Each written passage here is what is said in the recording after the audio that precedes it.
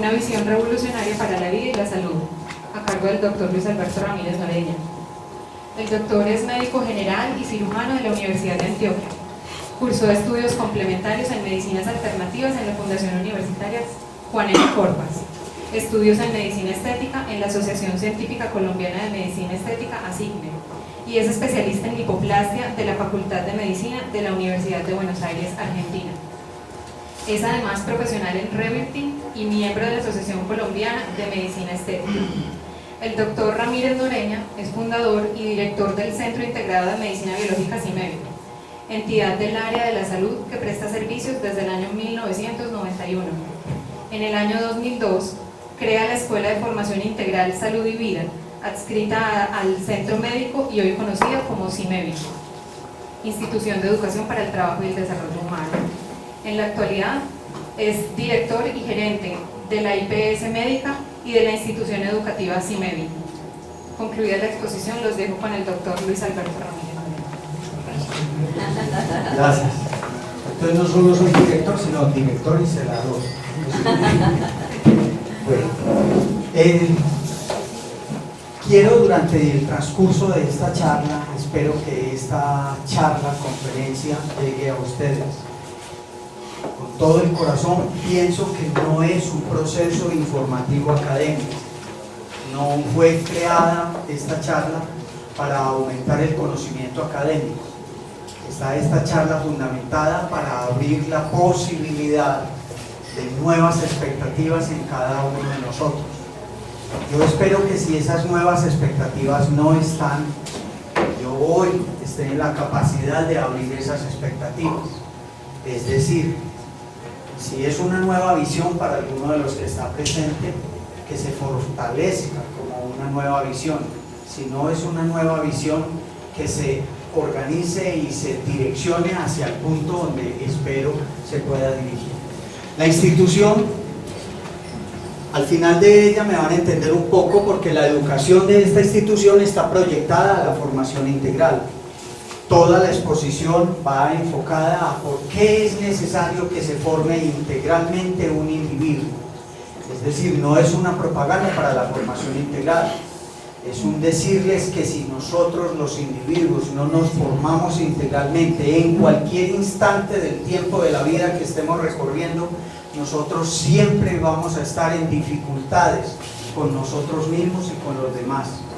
Descubierto a esa falencia que poseemos los seres humanos, falencia que se ha intentado llenar de diferentes maneras, nos vamos a dar cuenta que no es tan difícil, que es empezar a entender algunos pequeños detalles fundamentales que nos señala la vida día a día. Pasamos, por favor.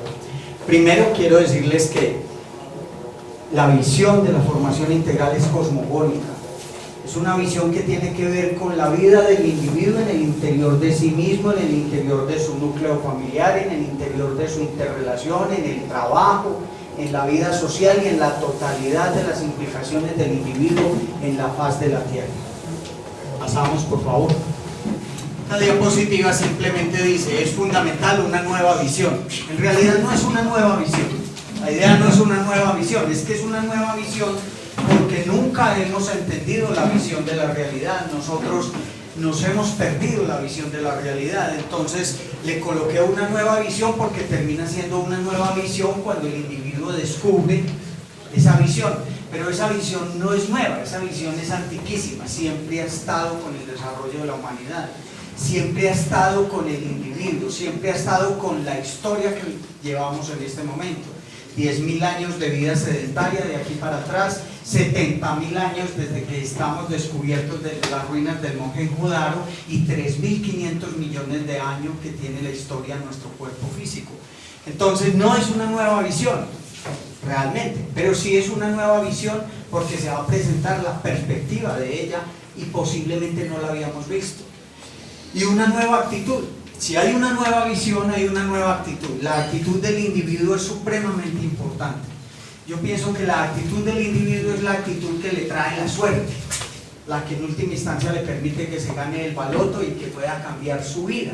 Si no cambia de actitud, no puede cambiar su vida. Entonces decimos que es una nueva visión y una nueva actitud ante la vida para la supervivencia. estamos en un grave riesgo. No vine hoy realmente a esta charla a pensar que iba a potentar sobre catástrofes, pero estamos en un grave riesgo. Yo espero que al final de la charla, las preguntas que tengan a bien hacerme y que yo tenga la capacidad de contestar, pues así lo haré. Pero al final de la charla nos daremos cuenta que sí estamos en un muy grave riesgo los seres humanos, y que todos aquellos que de una u otra manera nos estamos preocupando por una mejor medicina, por una forma de enfocar al paciente diferente, por unos nuevos tratamientos, por ir a hacerle un facial al paciente, y no solo un facial en el que me va a pagar 60.000 pesos, sino un facial en el que le voy a enseñar que las expresiones en su cara son el subproducto de un problema emocional. Entonces, yo espero que al final de ella caigamos todos juntos en cuenta. Entonces, para la supervivencia sana, porque podemos seguir superviviendo, y así lo estamos haciendo, ¿cierto? Vamos a seguir sobreviviendo, pero no de manera sana. A mí me parece, por ejemplo, muy catastrófico, y sin embargo, pues es el boom del mercadeo en este momento, y es la cosa más grande que está sucediendo entre los seres humanos ahora, las redes sociales. Pero yo recuerdo mucho al maestro Jiddu Krishnamurti cuando hablaba de la inteligencia artificial, y el maestro decía: la humanidad corre un inmenso peligro. La inteligencia artificial se va a sobreponer en el futuro sobre la conciencia de los seres humanos. A mí las redes sociales no me parecen mucha gracia, me parecen un problema gravísimo en la situación del ser humano, pero el ser humano no la está viendo, porque nosotros ya entramos en esa cascada. Va a ser muy difícil. Es posible que la conferencia la produzcamos en las redes sociales, y esa va a ser la idea. Entonces es la supervivencia sana del individuo. Entonces es una visión para la vida y la salud. Es decir, vamos a ver cómo conservamos la salud y cómo vivimos mejor. Visión. Visión es ver. Cuando uno abre los ojos y entonces le preguntan: ¿es de día o es de noche? Uno abre los ojos y dice: es de noche. O uno abre los ojos y dice: es de día. Nadie puede venir a convencerme si es de día que está de noche. Si yo abro los ojos y está de día, ¿cómo es posible que se parquee al frente de mí alguien a decirme que está de noche? Eso es visión, ver la realidad. Y a eso los hindúes lo llamaron Vedanta. Ellos decían: solo es cuestión de ver lo que está al frente de la nariz, la realidad que está al frente, vea lo que está sucediendo. Si usted es capaz de ver lo que está sucediendo al frente, es capaz de ver la realidad, y todo el proyecto es ver la realidad tal como es. Ahí estamos. Pero eso es lo increíble, ¿no? Somos viajeros infinitos, y esto es muy importante empezar a verlo. Somos viajeros infinitos del universo, pero no estamos viajando hacia ninguna meta. Nosotros estamos haciendo un viaje infinito, y esa es una de las cosas que no comprendemos los seres humanos, y por eso nos enrolamos a buscar una meta. Es muy importante definir qué profesión voy a ejercer. Es muy importante descubrir mis actitudes y mis cualidades y todas mis aptitudes para saber cómo me voy a ganar la vida y cómo quiero tener la casita, el carrito, la bequita y los hijos y asegurados. Pero eso no es una meta, eso es supervivencia, eso es trabajo. El individuo no tiene ninguna meta, el individuo está viajando a través del universo y está creciendo intrínsecamente en su naturaleza. No hay ningún lugar a donde llegar. Entonces la realización como tal es el proceso individual. Cosmos, galaxia, sistema solar, tierra, hombre. Quiere mostrar que simplemente seguimos, por favor, hay una unidad en el todo. Es decir, todo es parte de alguna otra cosa. No hay absolutamente una sola cosa del universo, ni siquiera una de estas sillas, que no dependa de alguna otra cosa. Esa es una ley. No hay algo que no dependa de alguna otra cosa. Nosotros todos somos dependientes de alguna otra cosa. Esa dependencia de alguna otra cosa es interdependencia. Es una ley universal. Cuando los individuos psíquicamente empezamos a entender que tenemos una ley de interdependencia, entonces no peleamos más. Primero, la dependencia es una patología, pero la independencia también es otra patología. El individuo tiene que entender que no es una isla separada, que el individuo es un ser interdependiente. Cuando uno empieza a entender que es un ser interdependiente, que yo estoy aquí vivo respirando este instante porque estos hermanos llamados mayores, que son nuestras plantas, nos están entregando el oxígeno, estamos viviendo porque ellos lo están haciendo. Si ellos murieran no podríamos estar viviendo, pero nosotros no alcanzamos a ver eso. Cuando nosotros decimos, y esta es una frase muy propia del budismo, el mundo es como es porque yo soy como soy, se refiere a que todos estamos implicados profundamente en la responsabilidad de la existencia como seres humanos, pero no alcanzamos a ver eso. Creemos que somos islas separadas y entonces formamos países, hacemos fronteras, creamos nacionalidades y entonces los americanos visitan el resto del mundo, pero el resto del mundo no puede visitar a los americanos porque aún no entendemos que nosotros no tenemos fronteras. La realidad de la existencia no la tiene, la ha creado el hombre.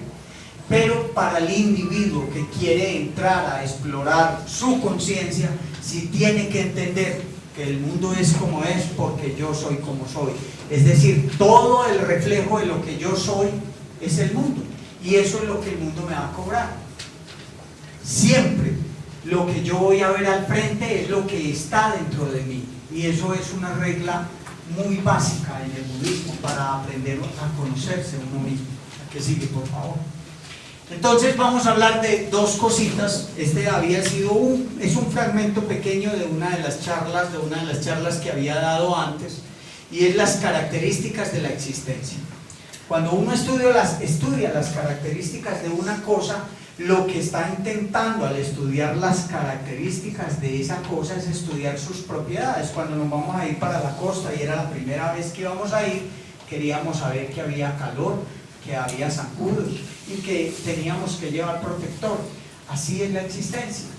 Estas características han sido descritas desde hace más de miles de años, fueron enfatizadas por el Buda Shakyamuni, y fue quien habló un poco más profundamente sobre ellas, pero siempre existían desde la antigüedad, mucho más allá de la historia de las doctrinas tántricas que datan de unos 10.000 años atrás, y es la impermanencia.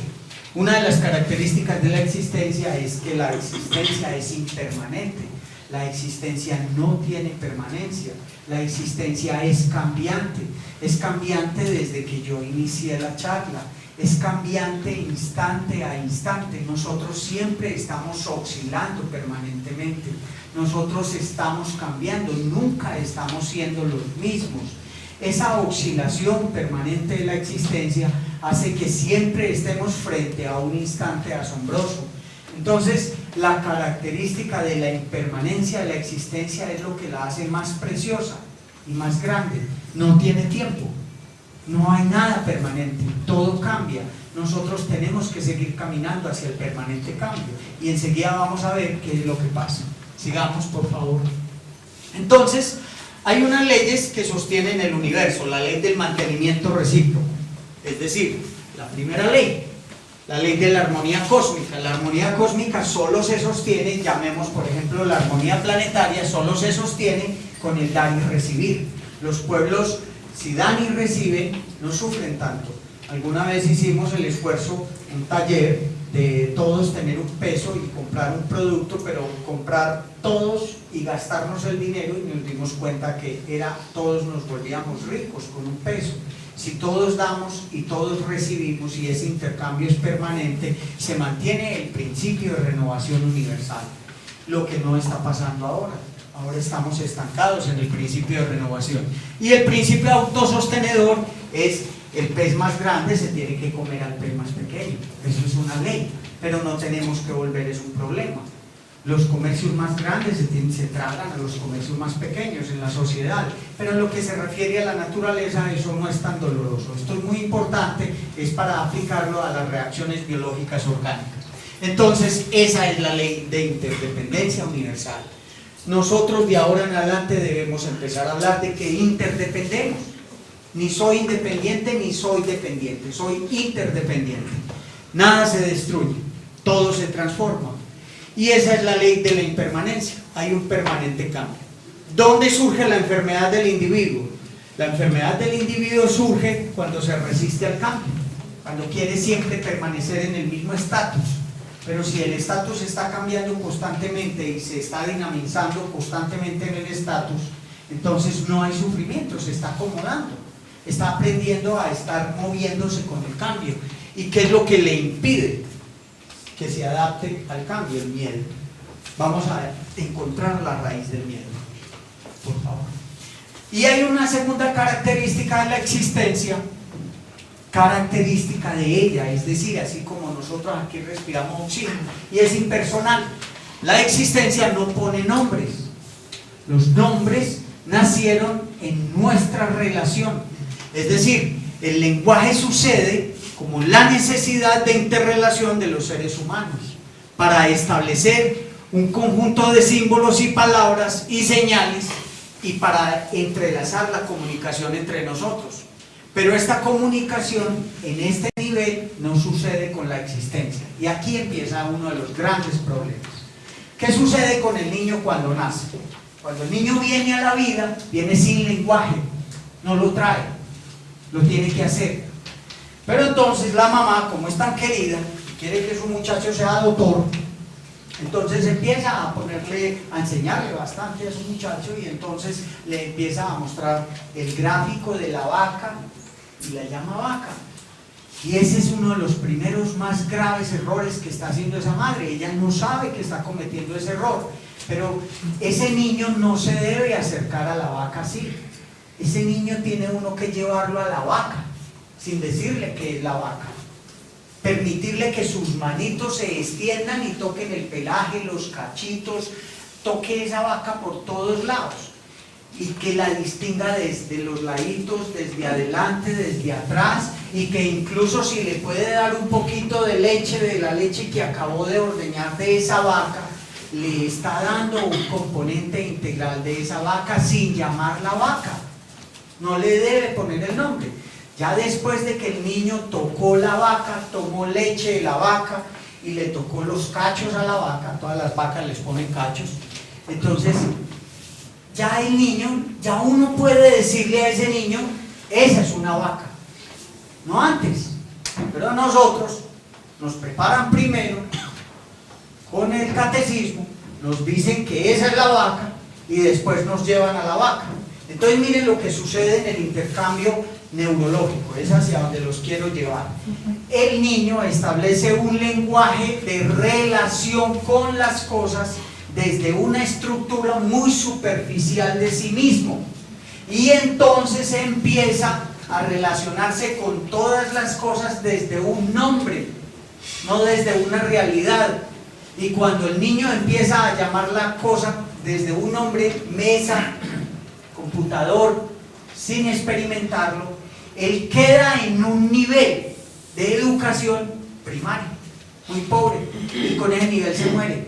Y de ahí en adelante entonces nosotros empezamos a aprender medicina, y desde ahí en adelante empezamos a leer en los libros lo que tenemos que ir a recetar en el examen. Y desde ahí en adelante leemos una cantidad de historias, repetimos esas historias, y entonces hipertrofiamos un centro en nuestra estructura que se llama centro intelectual, ya lo vamos a ver, pero nunca establecemos un contacto con la naturaleza. Desgraciadamente entonces el lenguaje se vuelve un obstáculo impresionante para la vida del ser humano. El lenguaje debiera ser cortado en el individuo, y eso es lo que proponen algunas escuelas de meditación. Algunas escuelas de meditación dicen, meditar es no pensar. Y entonces, ¿cómo así que meditar es no pensar? Y yo me la paso todo el día pensando acerca de, logorreando acerca de. Y la meditación es un estado de silencio donde no hay pensamiento. De eso es exactamente que trata esta charla, de empezar a entender que el lenguaje se ha convertido en un profundo obstáculo en la conexión del individuo, no solo consigo mismo, sino con la naturaleza. Y entonces la comunicación del lenguaje no es una comunicación, no sucede con la existencia. Por eso el hombre no entiende los árboles, no entiende los ríos, no entiende los pájaros. Porque es que a uno, cuando estaba chiquito, lo primero que le mostraban por la ventana de la casa, árbol. Y uno empezó a llamar a todo el mundo árbol. Nunca la mamá lo llevó y le dijo, abrace el árbol, tóquelo, sin decirle que era el árbol, y después le dijo, ese es el árbol. Entonces hemos sido educados de una manera plana, de una manera horizontal, no de una manera espacial. Nuestra educación no es espacial. Como nuestra educación no es espacial, nosotros estamos anulados para tener contacto con la existencia. Entonces nosotros nos tenemos que comunicar así como lo estamos haciendo en este instante, con palabras, porque no somos capaces de ir más allá de las palabras, porque no entendemos los otros mensajes más profundos, porque no hemos desarrollado otros lenguajes que están por encima de la palabra. Entonces no es lo mismo, y nos condena esto a una vida superficial. O sea que desde los primeros 5 a 7 años de vida el niño está condenado a una vida superficial. Desgraciadamente de ahí en adelante empezó una loca carrera por la vía del desarrollo de la intelectualidad. Entonces nunca podría conectarse con la existencia. Es más, él viene conectado, pero es desconectado de la existencia. Entonces cuando yo digo esto, digo la visión del individuo modula su propia realidad, me refiero, si el individuo empieza a aprender a ver la realidad y es capaz de aprender a ver esa realidad instantáneamente lo modula. No hay un microsegundo de diferencia en el cambio es instantáneo, es abrupto. No tiene que esperar el tiempo. Si el individuo toma contacto con una visión adecuada de la realidad, es instantánea la impresión, es instantáneo el momento, y de ahí en adelante su vida no puede seguir siendo igual. Lo seguirán viendo igual, pero ya la vida no es igual. Es decir, el individuo, si tiene una visión de su propia realidad, ya construye su propia subrealidad, porque nadie está en la realidad. Todos estamos en contacto con la realidad, pero desde mi realidad. Entonces, mi subrealidad debe ser lo más cercana posible a la realidad total. La visión de la realidad da una subrealidad más objetiva, más acercada a la realidad. Siguiente. Entonces empieza a tocarle el primer problema, la primer salvación y el primer lío, los 5 guardianes. Los 5 guardianes del individuo son los 5 sentidos: los ojos, el olfato, los oídos, el gusto y el tacto. Son los 5 sentidos y se llaman los 5 guardianes porque son los que van a permitir que entren o salgan las impresiones. Pero estos 5 guardianes están siendo modulados por la visión del individuo. Me explico. Si el individuo cree que la vida no es eterna, su concepto de que la vida no es eterna lo modula. Y desde esa modulación, desde ese concepto, él le imprime eso a los sentidos. Pero si el individuo dice la vida es eterna, la existencia es impermanente, es impersonal, se le abre adentro. El suceso de la apertura es dentro de él, no es fuera de él. Y entonces los sentidos le modulan el contacto consigo mismo. Coloqué aquí en el centro el cero. Quiere decir que son los oídos, son los 5 sentidos los que nos van a permitir que la existencia nos envíe los mensajes y nosotros vamos a responder. Entonces, los sentidos están constantemente modulados en el individuo por las creencias, los prejuicios, el condicionamiento, su visión y su actitud. Es increíble. Los sentidos le van a permitir al individuo ver lo que quiere ver. Si él no quiere ver, no ve. Como decía Jesús, ciegos y sordos. Nosotros somos ciegos y sordos porque nuestras propias creencias nos amputan a nosotros mismos. Y eso es insistente. Uno siente una insistencia muy profunda porque uno dice el individuo no debiese tener creencias. Las creencias lo limitan tan profundamente que las creencias le regulan sus propios sentidos y entonces no capta la dimensión de todos los sentidos. Ellos le modulan la vida que le entra y la vida que va a expresar. Entonces ahí están Los 5 sentidos lo dibujé pues en la diapositiva como un círculo para mostrarles que es la barrera. Son moduladores los 5 sentidos del input, así dicen pues los que hacen neuroendocrinología hoy en día, o es la idea del software, ¿no? El input, de la existencia, todos los estímulos existenciales, cualquiera, ¿no? Una mirada, una mandarina, un atardecer, es el input, pero eso está modulado y eso es lo que le llega al ser, y el ser se tiene que expresar. Pero si esto que está entrando está limitado, esto que está saliendo, el output, correcto, la expresión también está limitada. Y así este ser sea muy brillante y este saber sea muy brillante, los 5 sentidos le están limitando la expresión al individuo. Y al limitarle la expresión al individuo, entonces nosotros no solo estamos perdiéndonos todo lo que la existencia de la naturaleza nos entrega, sino que nosotros no estamos entregando todo lo que nosotros somos. Nosotros no estamos expresando nuestro verdadero ser, porque ellos están siendo, todo eso está siendo modulado a través de estos 5 guardianes.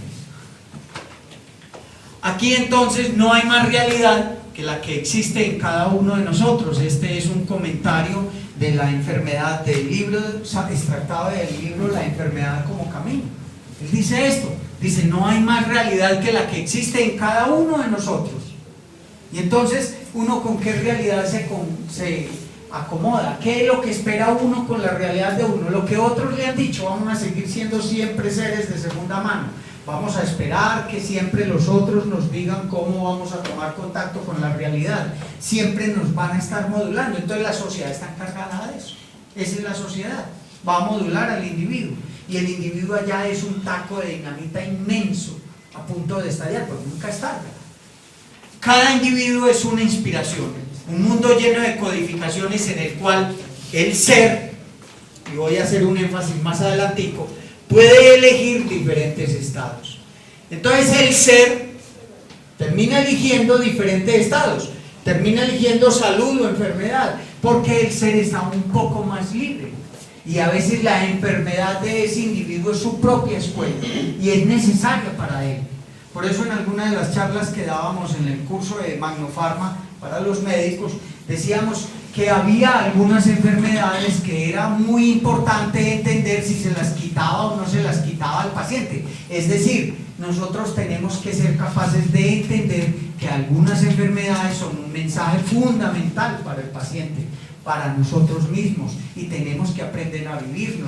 Por eso no se trata la medicina biológica de curar síntomas y calmar sensaciones. La medicina biológica va mucho más allá, que es una de lo que les voy a comentar al final.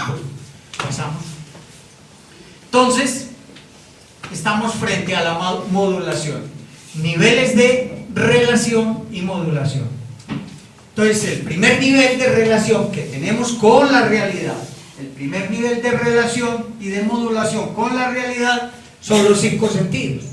Yo pienso que está claro, ¿cierto? Todos, es decir, es la piel, es el ojo, es el oído, pero ellos están ya frenados, ellos están prejuiciados.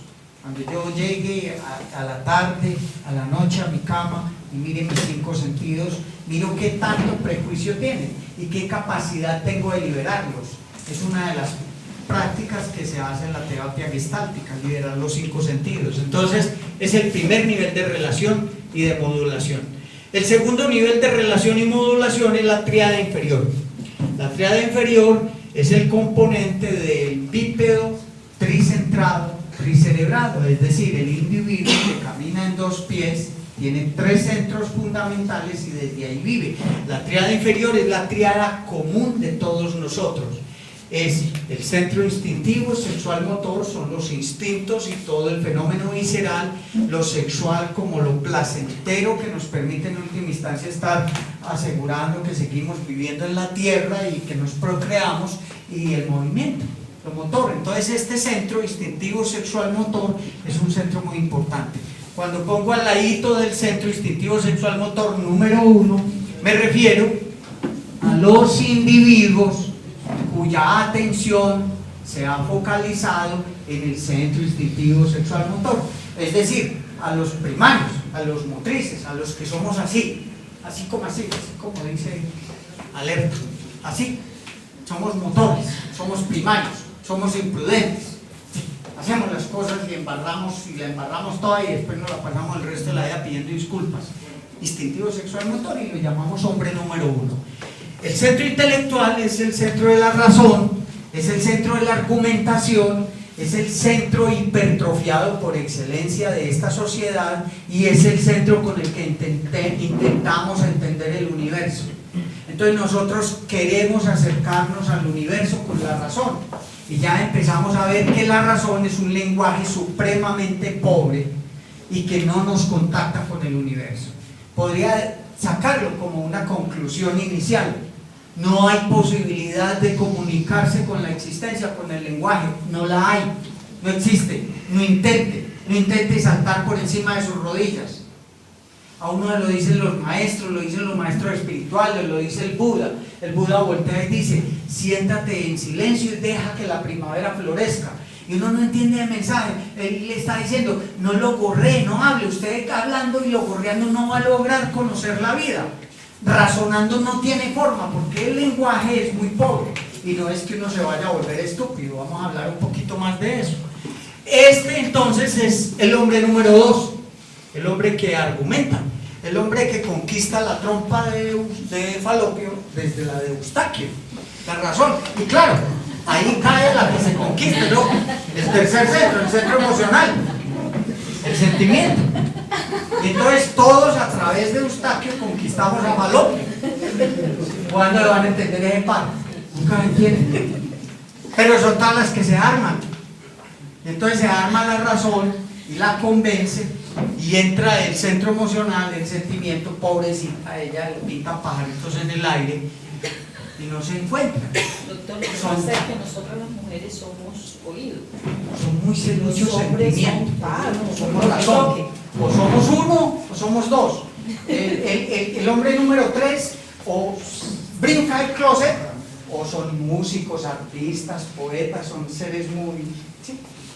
Cuando digo la cosa, pues es porque es el sentimiento en el hombre, ¿me entiendes? El hombre si es realidad lo que es usted así. está diciendo. La mujer, en cambio, en general la mujer es muy número 2, es decir, es mucho sentimiento.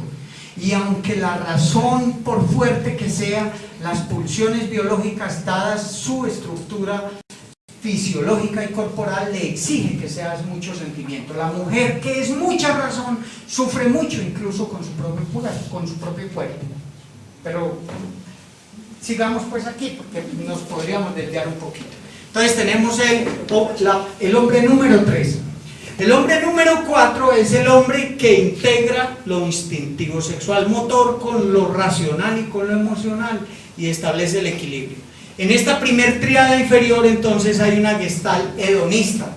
¿Qué es lo que funciona ahí? El deseo. ¿Por qué desea el individuo? Eso es muy importante empezar a entenderlo. El individuo desea porque no está feliz en el instante. Uno desea otra cosa porque está aburrido aquí, qué pereza. ¿Cuánto irá a seguir hablando? Qué incomodidad, qué calor, ¿cierto? Entonces, inmediatamente sale el deseo. Porque el deseo es esa incapacidad de estar totales en el presente, de estar disfrutando. Por ejemplo, yo estoy disfrutando mucho lo que estoy haciendo aquí pegado, hablando por micrófono. Me encanta que me exponga. La que está hedonista. El deseo se produce porque el deseo es satisfacerse a sí mismo, pero no en este instante. Si en este instante estoy satisfecho, habría deseo. Si yo estoy completo en este momento y me siento feliz, habría deseo. No lo hay. Y entonces el deseo termina esclavizando al hombre siempre. Y esa es la gestalt de la tríada inferior. Pero voy para un poquito más allá. Hay una tríada superior, es decir, el individuo tiene una tríada superior, tiene un centro emocional superior, que no lo use es otro problema. Ya voy a hablar de ellos. Y ese centro emocional superior pertenece al hombre número 6, es el hombre que está en el estado de compasión, es el hombre que está en el estado amoroso. no es un bobo, pero está en el estado amoroso. El centro intelectual superior pertenece al hombre número 5 y llamamos el tercer estado, el Caón, es el testigo. Esto es lo que se propone realmente toda la introspección, crear un testigo, crear un individuo, adentro del individuo, un observador, es un error decir un individuo, un observador que está observando constantemente al que está viviendo. Es un observador que está toda hora ahí mirando al que está viviendo y está mirando a través de esos ojos. Entonces ese se llama el Caón, el testigo. Cuando el testigo está ya centrado en el individuo, lo llaman el hombre número 7. Y esta Gestalt es la Gestalt trascendental, es una Gestalt vivencial. Entonces aquí es muy distinto, aquí vive las experiencias. Aquí no está dentro del campo de la sensualidad. La sensualidad es un fenómeno que alimenta mucho los sentidos, pero genera una cantidad de problemas en los sentidos que ya los vamos a estudiar. Pasamos a la siguiente. Y entonces, ¿qué termina sucediéndole al hombre? Entonces, el hombre tiene una carencia modulatoria. Todos nosotros tenemos una carencia modulatoria. ¿Qué quiere decir esta carencia modulatoria? Quiere decir que nuestros sentidos no están siendo completamente explotados, pero nuestro cerebro sabe que nuestros sentidos no están siendo utilizados. Nosotros los médicos sabemos de esas pacientes que llegan al consultorio y que uno siempre les ve unos ojos tristes. Y lleva 1 año, 2 años atendiéndola y ella siempre viene se le alivia una cosa pero le da la otra, después regresa por la otra y le da la otra y así sucesivamente cada 3 meses. Ella está insatisfecha y ella está insatisfecha porque siente que ella da más, que ella puede entregar más, que ella puede ser más, pero que nadie la está explotando. Porque la mujer, para poder estallar, necesita la dinamita, la mecha al lado para que la estalle. Y entonces cuando uno ve eso y se está dando cuenta que ella da más y que no le sacan el más, ella está frustrada. Eso nos pasa a nosotros. Cuando nuestros sentidos y los dispositivos de sensibilidad no están siendo desarrollados, nosotros tenemos un problema. Entonces lo llamamos carencia de modulación. Y cuando esta carencia de modulación, junto y sumados al conjunto de trastornos emocionales negativos o el conjunto de las emociones impulsivas que generan daño en el individuo, se genera la enfermedad. Entonces primero empiezan los trastornos sensoriales, después se hacen los trastornos funcionales, se nos altera el cuerpo y después vienen los daños anatómicos. Los daños anatómicos se van dando con el tiempo hasta que sobreviene pues el daño anatómico que nos lleva a la muerte. Ese es para mostrarles cómo la carencia de modulación es una de las principales enfermedades en nosotros. El siguiente, por favor. Entonces, estos son los dispositivos de sensibilidad. Ya se están hablando de ellos, ya se presentan en la NEI, en la psico-neuro-endocrino-inmunología. Gracias a Dios es una de las nuevas ramas que tenemos nosotros en medicina alternativa, es nuestra. Ya nos pertenece como una especialidad, puede que vamos a tener que luchar mucho para que nos la tengan que reconocer, pues ya la tenemos en nuestras manos. Nosotros tenemos diferentes niveles, nosotros tenemos relaciones físicas, relaciones vitales, relaciones del inconsciente colectivo, relaciones mentales, relaciones causales, relaciones desde el alma y relaciones desde el ser. Son diferentes niveles. Pasamos. Entonces, cada individuo es semilla. Aquí hay una de las síntesis grandes de la charla. Todos poseemos el potencial del todo. No hay un solo ser humano sobre la faz de la tierra que no posea el potencial del todo. Todos los poseemos. Adentro están. Entonces los llamamos los dispositivos de sensibilidad. Todos los tenemos. Pero ¿qué sucede con los dispositivos de sensibilidad? Están absolutamente presentes en todos nosotros, pero o ignoramos que existen o los desarrollamos inadecuadamente. Si siquiera los desarrolláramos inadecuadamente estaríamos mejor, pero en general ignoramos que existen y no les permitimos su desarrollo, porque el dispositivo arranca si se le permite. O sea que el dispositivo está bloqueado porque nosotros no permitimos que fluya por sí solo. De tal forma que somos, miren, lo coloqué así, naturalmente frustrados y ansiosos. O sea que todos los seres humanos sobre la faz de la tierra, desde Katmandú hasta Kabul y hasta Colombia, somos frustrados naturalmente. Eso está en nuestra naturaleza. Esa frustración y esa ansiedad es propia del ser humano. Los perros, los gatos, las gallinas, los pájaros no son ansiosos. Los únicos que somos ansiosos y que sufrimos crisis de pánico somos los seres humanos. Pero entre las investigaciones que he hecho y en los trabajos que estoy llevando últimamente, he dado cuenta que las personas, por ejemplo, que sufren crisis de ansiedad, las personas que sufren crisis de pánico, usualmente son personas muy inteligentes y generalmente tienen una sed muy profunda de desarrollo, pero no encuentran por dónde. Entonces buscan y dicen, pero es que yo quiero encontrar, pero es que no veo por dónde, no encuentro el camino. No hay por dónde. Eso es naturaleza humana. Así somos nosotros. Por esto el desarrollo integral es una necesidad íntima básica. Y esa es la propuesta. Nosotros nos tenemos que desarrollar integralmente. Entonces tenemos dos cosas a tomar en cuenta: sensibilidad y sensualidad. Los dispositivos de sensibilidad se pueden volver dispositivos de sensualidad.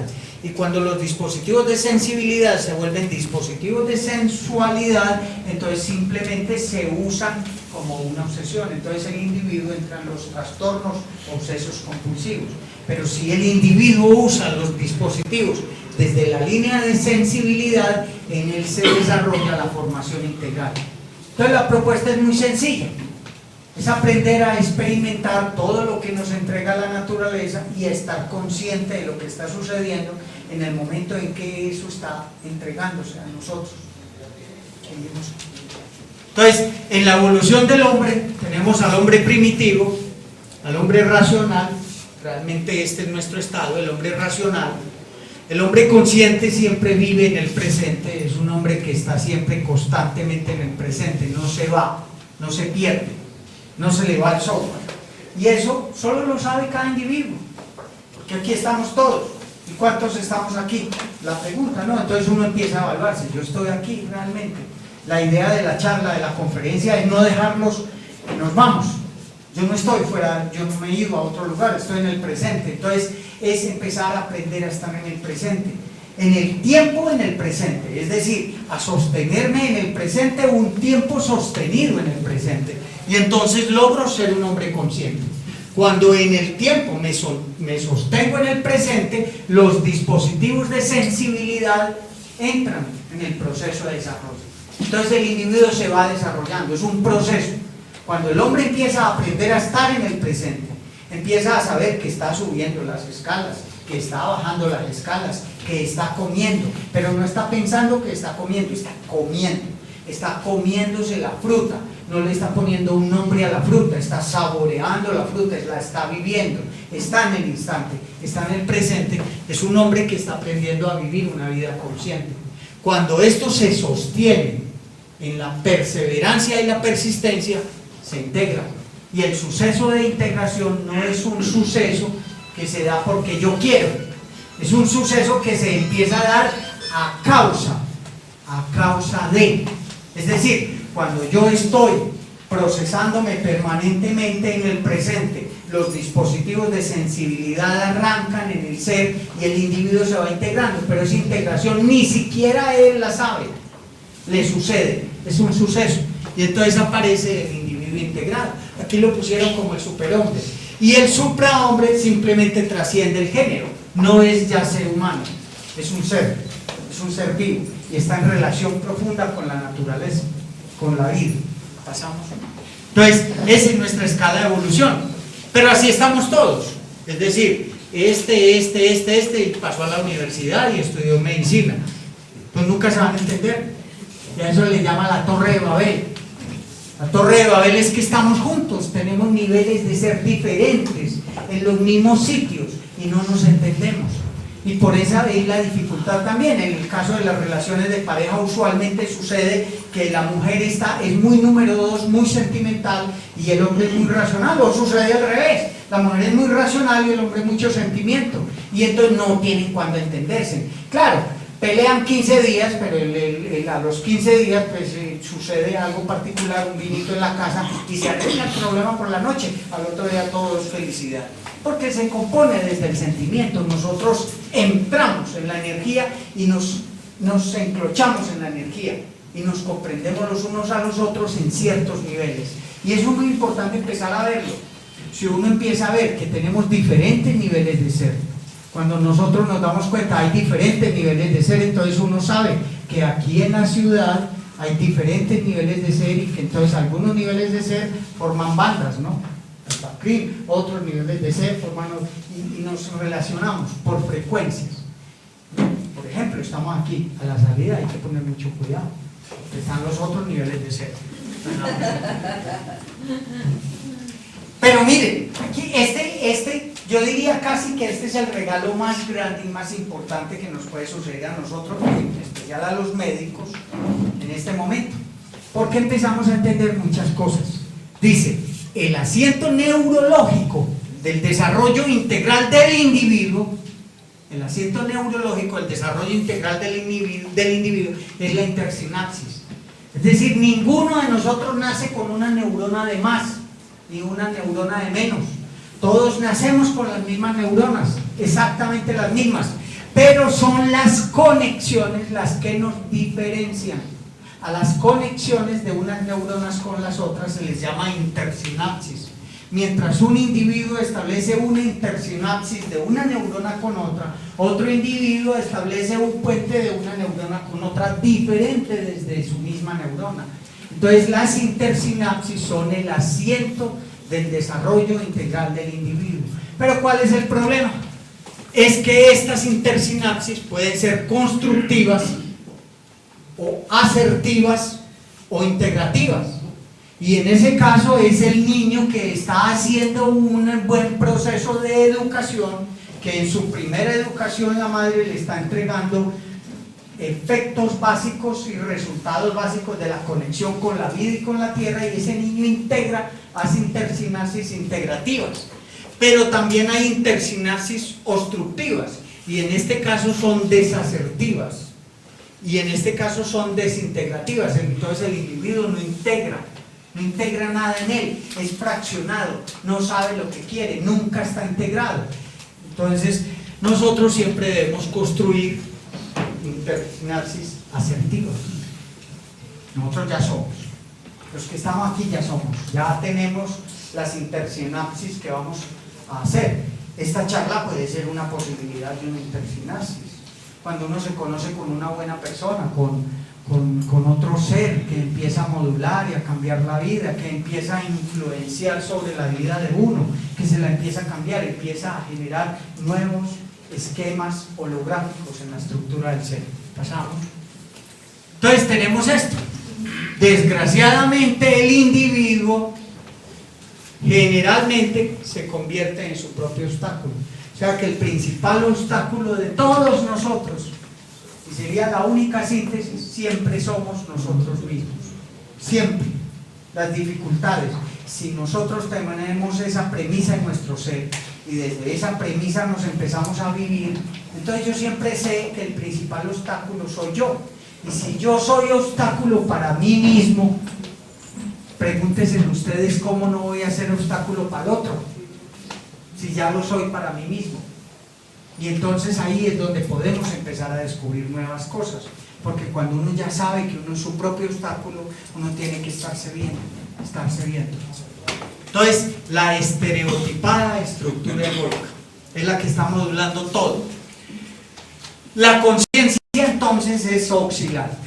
La conciencia no es un fenómeno en meseta, la conciencia no es una cosa plana, la conciencia es un fenómeno que oscila en pico permanentemente, es decir, nosotros subimos y bajamos, en los microsegundos del tiempo estamos ascendiendo y descendiendo. Cuando uno sabe que está oscilando y aprende a entender que está oscilando, entonces está muy atento, porque oscila. Y cuando uno oscila dice, estoy arriba, estoy abajo, estoy arriba, estoy abajo. Cuando empieza a ver que la conciencia es oscilante, entonces la oscilación de la conciencia ya va a depender de la vibración de oscilación. Si la conciencia es rápida oscilante, afuera, quien percibe afuera del individuo lo ve plano, como este bombillo. Este bombillo está oscilando 60 ciclos por segundo, es decir, se está apagando 60 veces en un segundo, pero no lo estamos viendo apagado. Entonces afuera del individuo parece que lo vieran constante, pero el individuo no está constante, está oscilando. Y a veces cuando está oscilando, en uno de los fenómenos de interacción, entra en el momento en que está oscilando abajo. Cuando está oscilando abajo, el comportamiento del individuo cambia y el efecto de la conducta es completamente desastroso, porque osciló en el momento en que estaba oscilando hacia la fase negativa. Pero si él oscila, y en el momento en que oscila el fenómeno que lo impacta en la oscilación superior, entonces la respuesta es asertiva. Entonces el mismo individuo puede entregar en el mismo día 30 respuestas asertivas y 500 desasertivas, porque oscila. Si entendemos que la conciencia es oscilante, entonces empezamos a entender que no hay un sujeto permanente que responda. Y entonces por eso uno dice, es que eso no era yo.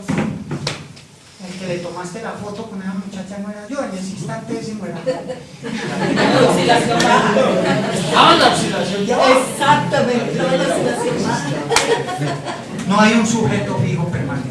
Y cuando nosotros empezamos a entender que no hay un sujeto, escúchenme bien, un sujeto fijo permanente, si no lo hay, el sujeto cambia. Entonces el sujeto no es la realidad, pero hay quien ve al sujeto. Hay un visor del sujeto. Lo que pasa es que el visor del sujeto está siempre por encima del sujeto. El sujeto aquí sufre, me pilló la mujer.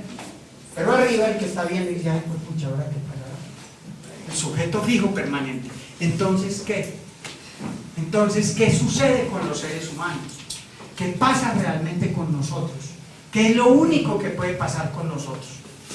Solo queda esta premisa de vida y siempre la planteó Jiddu Krishnamurti. Desde las conferencias que él daba, desde que fue declarado el nuevo Mesías y estaba muy joven, Jiddu Krishnamurti siempre dijo y escribió un libro, se llamaba Vivir de instante en instante y morir de instante en instante, porque no solo es vivir, porque si uno solo vive de instante en instante y no muere, siempre está conservando la raíz del recuerdo y la raíz del pasado, y la raíz del recuerdo y la raíz del pasado siempre se va a estar volviendo problema en la mente del individuo. Entonces, es posible vivir de instante en instante y es posible morir de instante en instante, es posible. Y con seguridad es la dinámica a la que tienen que entrar las nuevas generaciones, los niños que vienen. Los niños que vienen son capaces de entender el instante. Los únicos que no somos capaces de entender el instante somos nosotros. Pasamos. Y entonces, ¿qué es formación integral? Esa es toda la propuesta. Y la propuesta de la charla dice, todo ser humano posee dispositivos de sensibilidad que debiesen ser desarrollados. Y que si no están desarrollados siempre vamos a estar en estado de frustración y ansiedad natural, nunca nos vamos a curar. Esta semana atendí una paciente y me decía, doctor, es que yo vivo como infeliz, y no sé la causa, no la entiendo, y vivo infeliz. Pues yo la entendía en ese instante, yo sabía qué era lo que le estaba pasando. Y me dijo, y entonces vivo aburrida, vivo deprimida, vivo angustiada. Claro, es una persona que con seguridad en la posición en que está va a sufrir un síndrome de fracaso en el éxito. Tenga lo que tenga un carro, tenga casa, tenga marido bonito, casa, carro, beca, lo que sea, va a ser infeliz siempre, porque no tiene el desarrollo de los dispositivos de sensibilidad, siempre va a estar frustrada, y esa es la naturaleza de todos nosotros los seres humanos. Siempre vamos a estar frustrados y ansiosos porque no estamos desarrollados, porque hay una pulsión interna. La naturaleza nos trajo hasta acá, nos trajo hasta este punto, pero el punto de aquí en adelante es un brinco decisorio y de la voluntad de nosotros y de la conciencia. Entonces, es el conjunto, la formación integral es el conjunto de actos que un individuo deliberadamente, es decir, desde la decisión y la conciencia de él entiende que va a hacer consigo mismo, deliberadamente hace y no hace. Entonces a eso yo le pongo el nombre de sadhana. Es lo que un individuo deliberadamente hace y no hace para permitirse a sí mismo, es darse la posibilidad a sí mismo del desarrollo de todo su potencial, del potencial que por derecho tenemos todos. Todos tenemos ese derecho, donde acto es el pensamiento o el sentimiento o la acción en la vida diaria, y donde potencial es toda la semilla que tenemos adentro. Todos somos, Eckhart decía, hijos de dioses es lo que sois y dioses sois vosotros. Esas eran las palabras del maestro Eckhart. Entonces tenemos que la nutrición o la alimentación y la energía es lo que nos mantiene vivos. Y esto depende de tres factores. La ancestral, que es la copa con que nos mandó la vida. Y la copa tiene que estar vacía, es decir, la ancestral es el patrón que nos entregaron nuestros padres y que después de entregarnos ese patrón, entonces ahí cabe.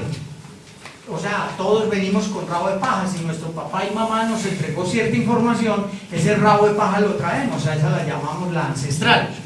La respiración, porque es el puente permanente del contacto con la vida. Pareciese que no supiésemos, pero esa es la realidad. La respiración es el contacto permanente. Pero se nos olvida. El Buda dijo, no lo olvides, recuérdalo constantemente. Y entonces él entregaba la fórmula y lo llamó Vipassana. Él dijo, si en 48 horas estás consciente de la respiración entrando y de la respiración saliendo, el fenómeno sucede. ¿Cuál fenómeno? Que todo el cuerpo entra en la actividad del dispositivo de sensibilidad en contacto con el presente. Y la alimentación es cuerpo. Entonces ya nosotros elegimos qué comemos. La nutrición y energía intercambia con el destino que tenemos. Y el destino de todos es envejecer. Todos estamos aquí, hoy nos encontramos para aprender los secretos de la longevidad, para mamar gallo y durar un poquito más pues en la vida. Pero todos envejecemos y nos morimos, todos nos vamos a morir. Pero entonces, si queremos alargar el tiempo de vida y queremos disminuir las secuelas del envejecimiento, que no resultemos pues chuchumecos llevados, hay en el intermedio el sistema inmunológico, y yo también lo llamo el sistema inteligente. El sistema inteligente es lo que el individuo decide hacer consigo mismo. Lo que uno cuando se toma en sus propias manos dice, este soy yo soy yo. Yo decido conmigo mismo darme la posibilidad. Y esa es toda la propuesta, esa es la propuesta de las escuelas de conciencia.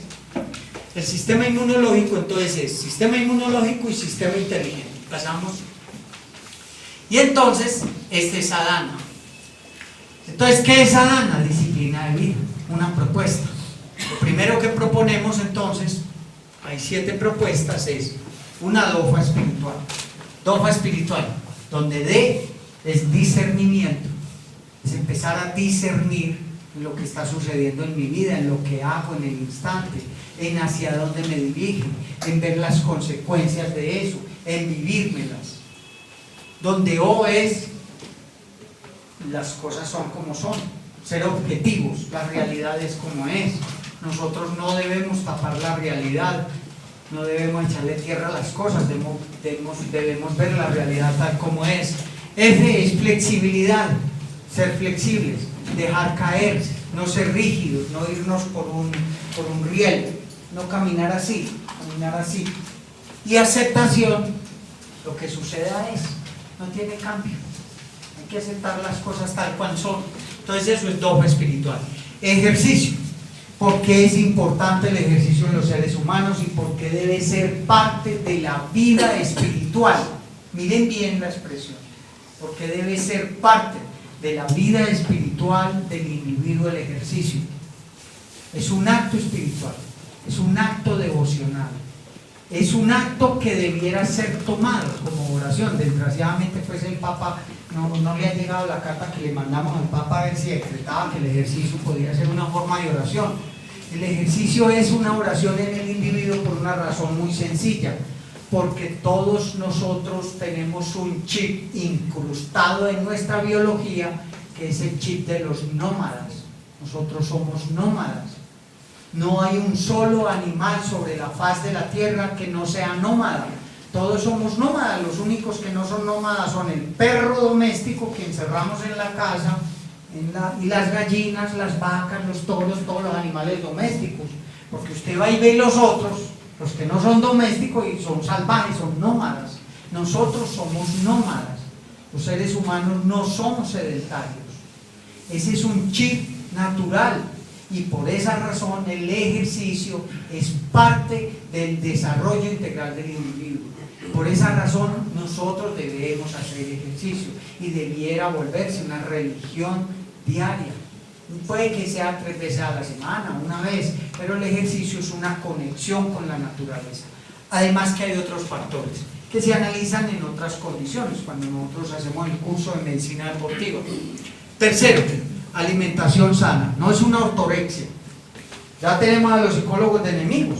Los psicólogos empezaron a decirnos que todos nos estábamos volviendo ortoréxicos, en especial los alternativos, porque no comíamos sino frutas, verduras y carnes asadas, y le echamos aceitico de oliva. Ya tenemos enemigos. Es comer sano, aprender a comer sano, porque la comida sana es la comida que se vuelve cuerpo. Si lo que uno come se le va a volver cuerpo, entonces ¿por qué no pone un buen cuerpo en su cuerpo? Eso es todo lo del sadhana. Meditación. Meditación es una propuesta simplemente de estar en silencio, de verme a mí mismo, de darme la oportunidad de ser íntimo con mi propio ser. Un maestro zen decía: y sentado en silencio la primavera florece y la hierba crece por sí sola. Es estar en contacto con nosotros. Eso es muy difícil para mucha gente, pero si no soy capaz de practicar un estilo de meditación que penetra las estructuras de mi ser, entonces por lo menos hay una propuesta que es: no se identifique con la permanencia de la vida, que no existe. Vea que la vida es impermanente. Cuando uno empieza a ver que la vida es impermanente, no se identifica, va aprendiendo. Eso es un proceso, uno no lo aprende de la noche a la mañana. Religiosidad versus moralidad. Religiosidad es la capacidad de ver la verdad, y esa verdad transforma por sí mismo. Por eso Jesús decía: buscad la verdad y la verdad os hará libres. Lo que pasa es que no la vemos. Lo que pasa es que nosotros creemos que la verdad son cosas que se plantean como axiomas. La verdad es la vivencia directa. Y la moralidad es la capacidad con la que yo respeto al otro y le permito ser, y permito respetarlo, y no le digo ni lo que tiene que hacer ni lo que no tiene que hacer, lo dejo ser, y desde ese ser soy capaz de compartir con el otro ser. Eso es verdadera moralidad. El énfasis en su tercera educación. La primera educación es la que recibe uno cuando nace, el teterito que le da la mamá, la conexión con los genitales, con lo vocal, con lo anal, con toda la interrelación con el medio. La segunda educación es la escuelita de educación formal, el bachillerato y la universidad. Pero la tercera educación es la que el individuo se da a sí mismo. Es la que uno empieza a entregarse uno con uno, es la que yo me permito a mí mismo, es la que yo dejo ser conmigo mismo. Esa es la tercera educación. Eso es lo que se propone aquí en CIMEVI. Aquí se propone que nosotros tenemos que empezar a aprender a autoeducarnos en nuestra tercera educación. Esa es parte del sadhana. Y principio de disfrute existencial. La vida es un regalo. La vida es un disfrute, la vida nos fue dada para vivirla y disfrutarla.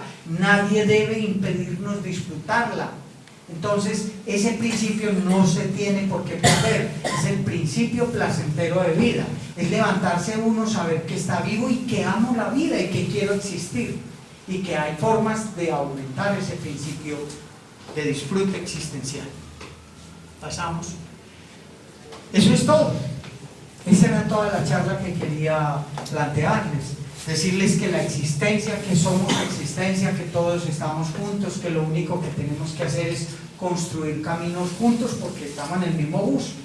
puede que nos vamos para otro país, pero seguimos en el mismo bus a 40.000, en un diámetro de 40.000 kilómetros de diámetro que tiene este bus, a 260 kilómetros por segundo, girando alrededor de sí mismo, metiendo 10.000 amperios que inducen el cosmos entre nosotros cuando giramos, y vivir en este campo de energía. Pero el destino de cada uno de nosotros es un destino común.